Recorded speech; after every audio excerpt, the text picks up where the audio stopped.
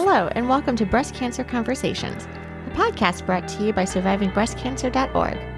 I am Laura Carfing, breast cancer survivor and founder of survivingbreastcancer.org, a nonprofit organization providing community, education, and resources to empower those diagnosed with breast cancer and their caregivers from day one and beyond. Good morning, my friends. I hope everyone had a lovely weekend if you are catching this episode on a beautiful Monday morning. We release podcast episodes every Monday, so thank you again for tuning in and always checking out our content and stories and listening in and being such huge fans of the work we do.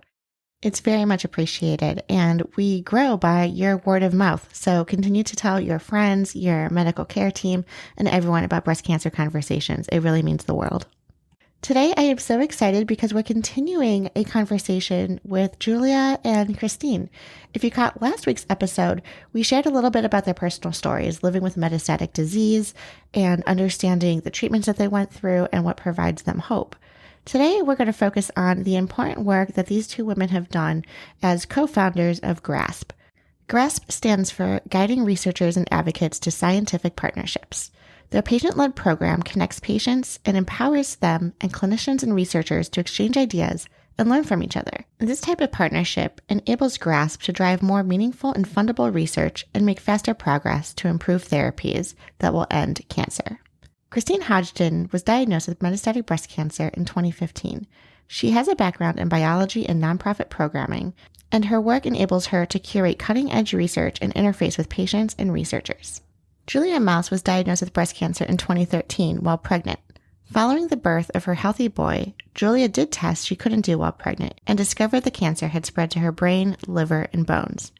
After many treatment setbacks, her cancer finally began to respond. Julia says that cancer is part of her life but does not define her.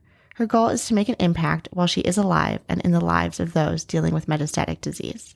I am so excited to have these two amazing women on today's podcast and share their stories and the important work they're doing with GRASP. I'm also excited that today's episode will be moderated by dear friend and breast cancer advocate living with metastatic disease, Abigail Johnston.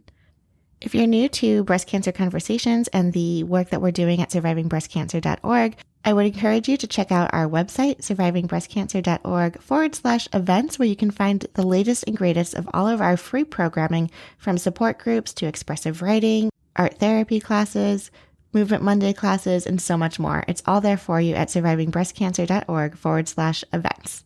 Now let's dive into today's content. Welcome to the conversation.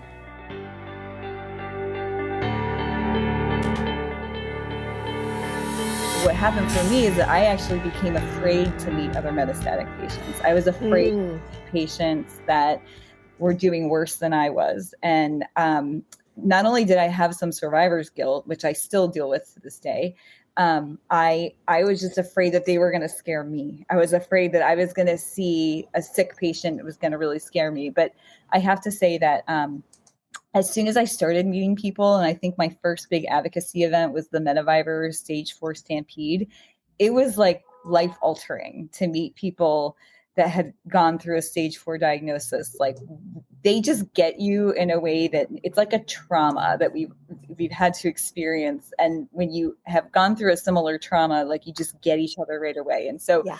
Julia and I feel like we've known each other our whole lives, and really it's only been like a couple years. And I think people will be surprised to hear that, but like it just bonds you in a way. So I always try to encourage people, like, take your time, but you will be surprised because you'll meet people doing way better than you. You know, then I started meeting people that have been alive for 20 years looking really great. And I was like, oh, like I've only been doing this for like 3 or 4 years. So, and then I do meet people, of course, that are sicker than I am. And I've lost many friends.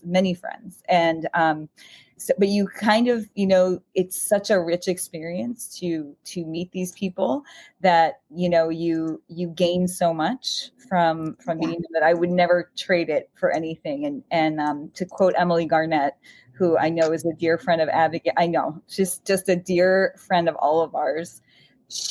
What did she say? It's the worst club with the best people. And it's so true. It's like, none of us wanted to be here, but since we are here, we're meeting these like very special people. So always encourage newly diagnosed to you know, take your time with it. But if you can, when you meet people, I think it makes a big difference. To be absolutely precise, she would say it's the shittiest club with the best Oh, members. no, I would never miss an opportunity to curse. So I'm glad that that's what she said. That's way better. It makes way more No, she absolutely did. But I think there's hardly anybody else where the first time you meet somebody, you're talking about real things, right? You're talking about death. You're talking about how to make the most of your life. We're not spending any time on the fluff anymore. And I think that is what really makes this community so significant. So, Julia, tell us about when GRASP was conceived, like when it was happening in real time, even if we don't have the pictorial evidence. Yeah.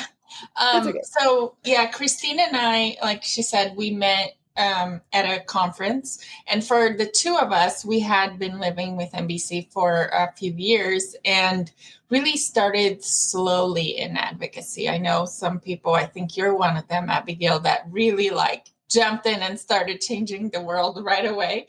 And not about that, but we really took our time, focused on our health. And I didn't meet someone with MBC for a while. For me, my first experience in advocacy was when my doctor asked me to share my story at a fundraiser for his research.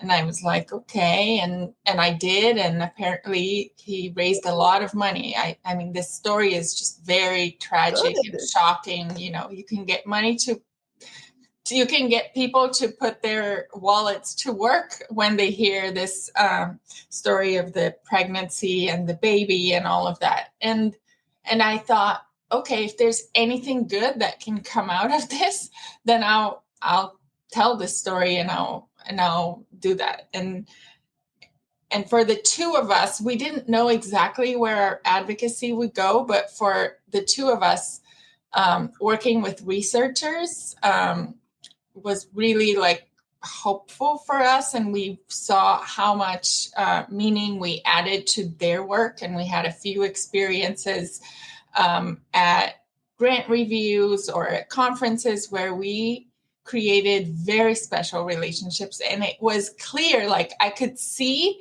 how the work of that person was going to forever change because they met someone who was impacted by their work or the work of someone like them.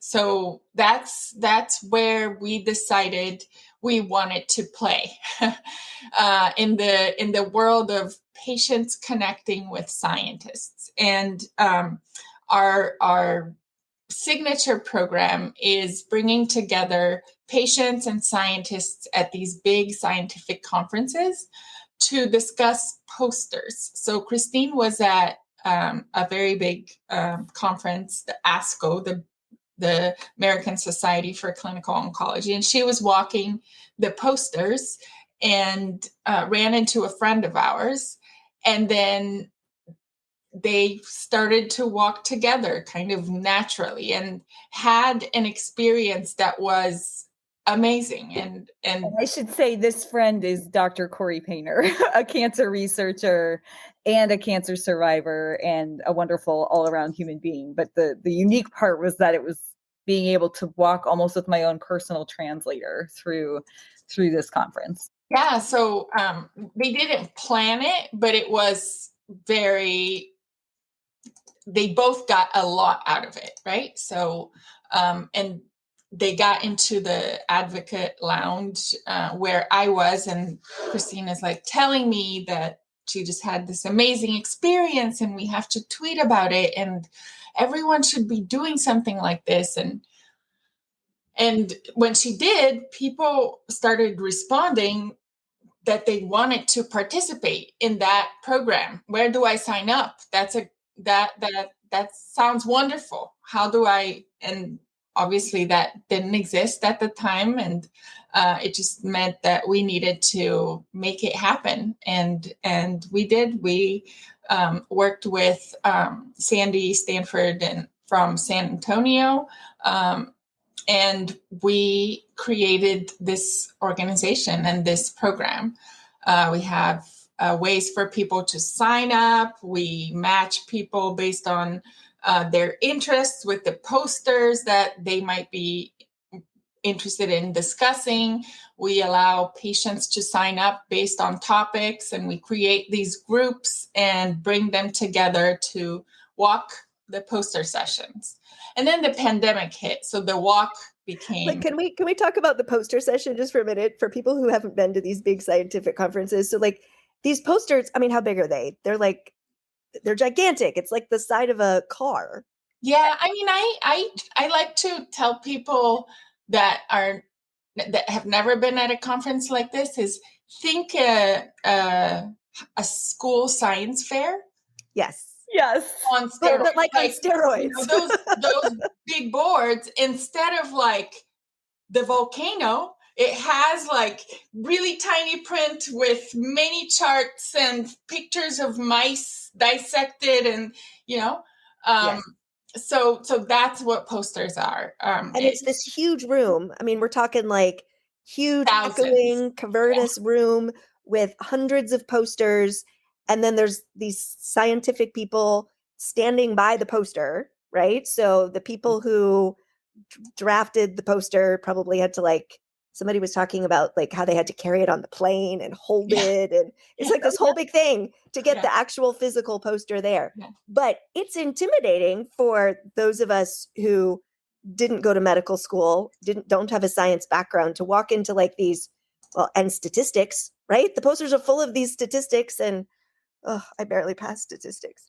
So it's complicated and it's overwhelming, right? So having a person who really knows her stuff, I mean, how amazing is it that Corey would do that? Yeah, it's a really good point, because when I try to explain this to people who have never attended a scientific conference, because I've actually had to create posters in my pre-cancer life. I have posters that I've gone to conferences and created. So, and what I liked about the poster session is that you are really getting one-on-one time with the researcher. And so that was like a really cool, that to me was always, I like that much better than being in a big room where one person is talking and you're just there listening. And I would never ask a question in front of all those people, but one-on-one, it's much easier. So that was kind of what I was drawn to. But in explaining what a poster is, it's literally a scientific paper on a big poster. So, because people would be like, why do people need poster? Kind of sounds almost like it's like a misnomer, because it kind of sounds like you just have like a title maybe. And I remember showing my aunt was asking me, she's like, I don't get it. Why do you need a whole session to discuss a poster? I was like, let me show you a poster. Let me show you an example of a poster. Really tiny print,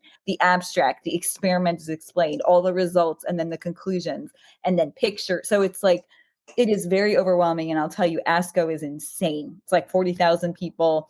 I mean, I don't know how they're going to do it, because when I was there walking with Corey, I was literally like milling around, like very close contact with all these people. It was so tight. And even though it was a huge convention center, it was very tight, and we had to weave our way around the crowds. But it was amazing, because I literally had this like built-in person who I could say, I don't even know what that graph means. Can you explain what that graph is? And yes. And then I was giving her my perspective as a patient, like, oh, this drug might look really great, but nobody can stay on it. It's like a terrible drug, causes horrible diarrhea. And she was like, oh, wow. So we were just, learning from each other. Which is so, so important. So I will tell you my experience from San Antonio, and Laura was there as well, because it was probably only about a third to maybe 40% of the normal attendees in person, because so many people did the online only option, that it actually felt pretty safe, because it was that same huge, gigantic space that would normally accommodate. San Antonio is a little smaller than ASCO, but there were just far less bodies there. So anyway, hopefully ASCO will be like that. But I think to a certain extent, some of the days of these gigantic conferences with 50,000, 40,000 people from all over the world, I think we're going to have some online options going forward. And so you guys pivoted with GRASP. So Julia, sorry, I interrupted you. If you want to pick up where you left off. Yeah, no. So like everyone else, we had to adapt to the pandemic. So we had created this whole program that the whole basis of it was human connection. And then humans couldn't connect.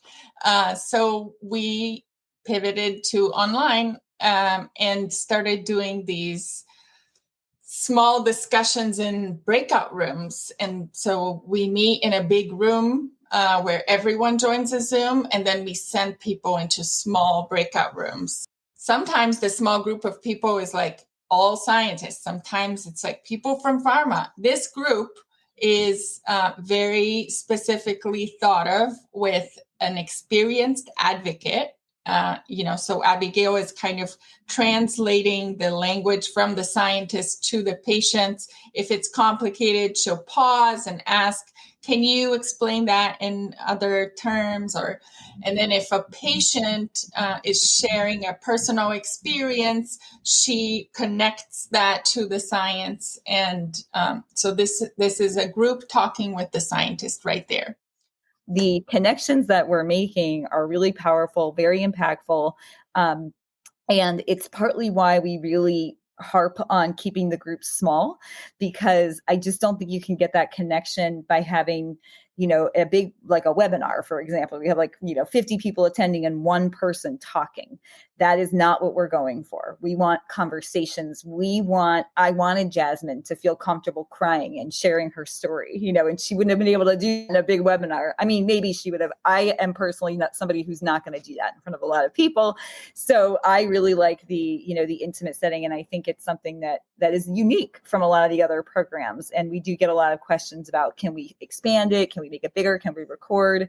And we kind of played with that idea for a little bit, but then realized, no, we can't, because it takes away from it, compromises the structure and the essence of what GRASP is. So we keep it small, and it works really well with these breakout rooms now virtually. And one of the things we decided was that we're always going to keep a virtual component now. We reach so many more advocates and patients that otherwise can't travel to a conference. So we're actually now trying to ease our way back into the in-person. I think one of the things that I hear from doctors who don't participate in GRASP is the concern about being asked for their opinions about individual medical scenarios. And, how do you guys address that?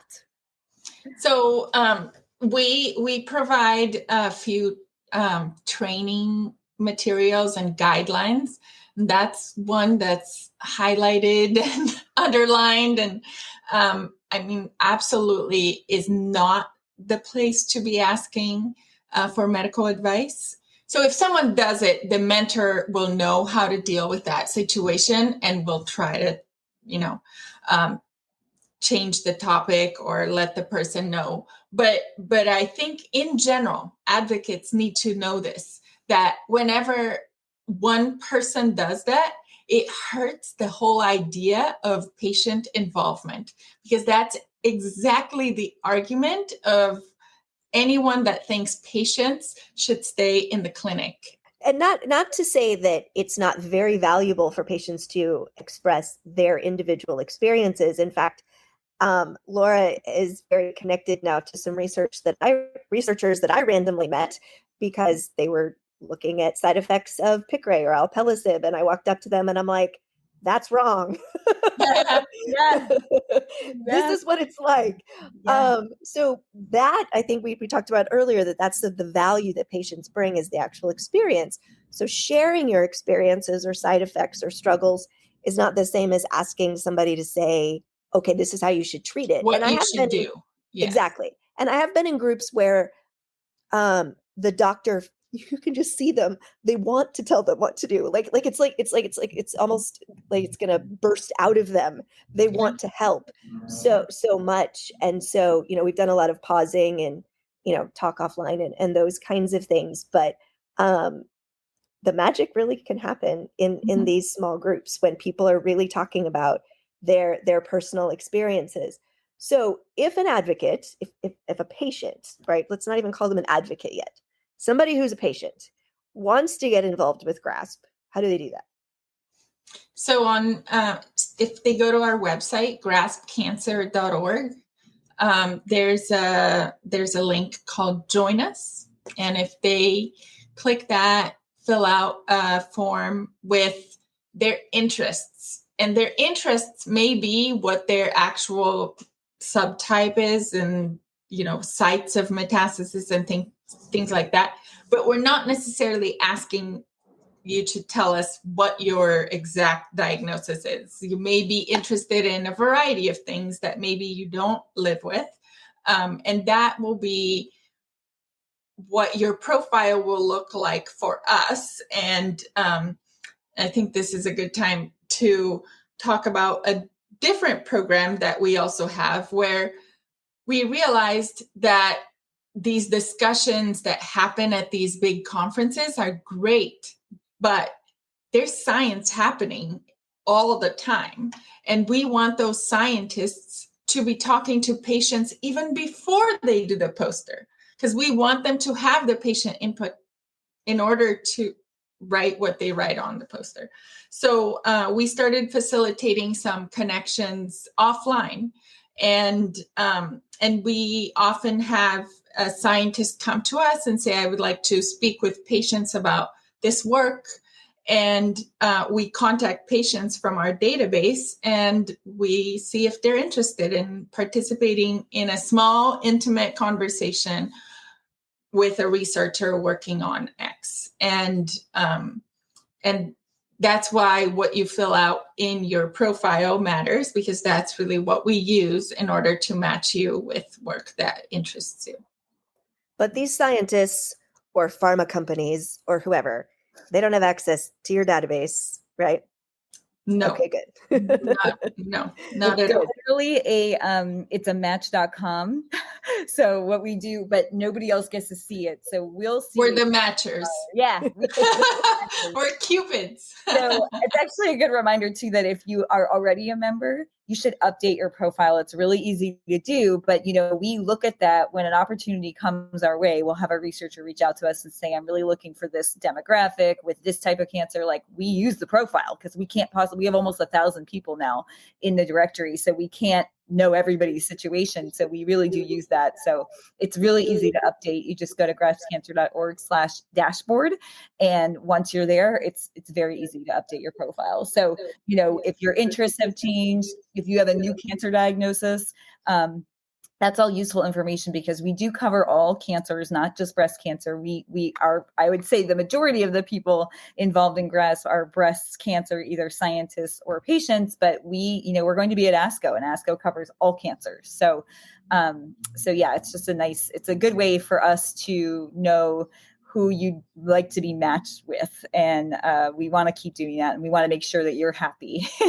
So that helps. I know I think it was 2021 or maybe it was 2020 when you guys were doing the pull up a seat conversations so that Black patients were able to speak about their experiences as minorities. You guys want to talk a little bit about that program? Sure. So yeah, we collaborated with the Tiger Lily Foundation, and really this model of a small, intimate group allows people that maybe wouldn't have the microphone that often to have an environment that they do want to share, be it patients so Tiger Lily was working on disparities and still is doing very important work in that area. And we created a program with them that started with a talk by an expert, and then eventually over the course of the meeting, created breakout rooms where patients that are experiencing breast cancer, Black women, are talking to pharma, doctors, other healthcare providers about their experience and sharing what it's like, how they face very unique challenges, the kind of things that we have no idea they experience, and really first accounts of these situations. Yeah. And in fact, at San Antonio in 2019, disparities and the experiences of Black patients was something that was front and center. Wasn't there a grant by someone who had passed away? Yeah. Do you want to talk about that, Christine? Oh, Amanda's family? Yeah. So we had a private donation come in, and from the mother of a dear friend of mine that had passed away. And she really wanted us to do something very meaningful with that. And we had just started. We didn't know what we were doing. We weren't an organization yet. We were like very clueless and totally thought this was going to be like a really small pilot project at San Antonio, or like 20 people. It was going to be very small. And it was huge. It was like 120 people that actually showed up. And what we did with that grant was we decided that, and this is really to our collaboration with Mayma and Tiger Lily. Mayma is the founder of the Tiger Lily Foundation, really helped us understand that we just need to make sure that Black patients are getting a platform, that they actually have access to the same things that we have access to. And so what we decided to do was we sent 12 people, I think it was 12 people to San Antonio, all paid for, hotel, tickets, registration. And 11 of those 12 people were African American. And while they were there, we had like a whole itinerary for them to follow. And one of the things they had to do, of course, was participate in GRASP. And it was just it was really special to see this diverse crowd, at San Antonio, all congregated around these posters. And we even had like a video crew, like following, like we looked like we were really popular. And they had signs, holding people. And what was really cool was that the poster authors were like, what's that? Like, I want my poster to be on whatever that is. Like, what's going on with that? So it was a really, Julie and I were like just crying, like at San Antonio, because it just went well beyond our wildest dreams and expectations. But I just remember like one of my dear friends, Jersey Baker, I remember her walking away saying, I love science. It's so cool. I had no idea. And I was like, that's the whole point. It's like, she didn't have a science background, but it doesn't take a science background. You just have to have a good teacher. And that's something we're pretty selective with the scientists that we choose. Many of them have experience working with patient advocates, and they're very excited to work with us. But now I would say we're expanding now to include these poster authors, many of which are early in their career. They're young trainees. So they're not as good at communicating the science, but this is an opportunity for them to train, to learn how to do that. And we work with trainees all the time. Julia and I do. And it's really funny because they really struggle to communicate it to a lay audience. And GRASP is really helpful for that. And then on the bidirectional part is that advocates get confidence. They become more confident in asking questions, in sharing their stories. So it really does work both ways. Both groups are benefiting. One of the other things that you guys do is you highlight advocates that we've lost. And Amanda's picture was on the posters that showed us where to go, right? So we were looking for the logo and looking for Amanda's picture. But in terms of contributing to the legacies of those people that we've left behind, you guys want to talk about how you've done that? Yeah. So it all started with Amanda, really. So we often talk about how when we are explaining to a new patient advocate how to, ask a question to a poster author, we say we want them to be a little bit like Amanda, because she would like walk straight to a poster and be like, why does this and this and this, and why aren't you doing that? And, so we wanted to honor her at that first in-person San Antonio. So we had these stickers made, emblems, and we put them on the posters that were selected for GRASP. And unfortunately, that was the only time that we were able to actually physically give them the emblem because they really loved it. But since then, we've done it digitally. So there's a virtual image that they can put on their slides, and what we have done is we have honored a different person that has really put in their their valuable time and energy while living with cancer to make the lives of others a little bit better.